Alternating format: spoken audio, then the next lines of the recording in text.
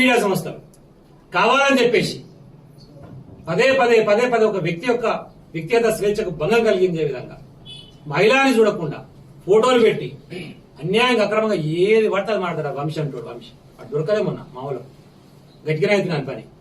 ఇప్పటిప్పుడు వాడు వదిలిపెట్టే ప్రసక్తే లేదు. వంశీ అంటోని మహా న్యూస్ ఇవ్వడుండే అండి, వాడు కూడా చిన్న స్టింగర్ గా పని చేసుకుంటుండే, ఆంధ్రజ్యోతిలో పనిచేసిండు.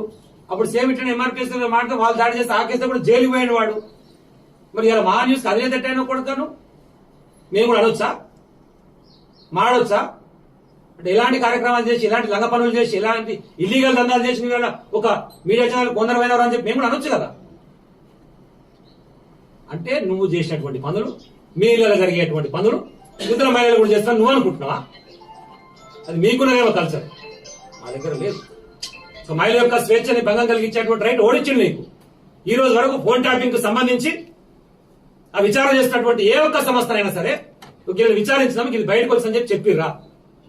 మరి నువ్వెట్లా చెప్తావు? పోనీ నువ్వు అనుకుంటున్నటువంటి వ్యక్తులైనా స్వతహాగా వాళ్ళు వచ్చి వాళ్ళ కంప్లైంట్ ఇచ్చిర్రా?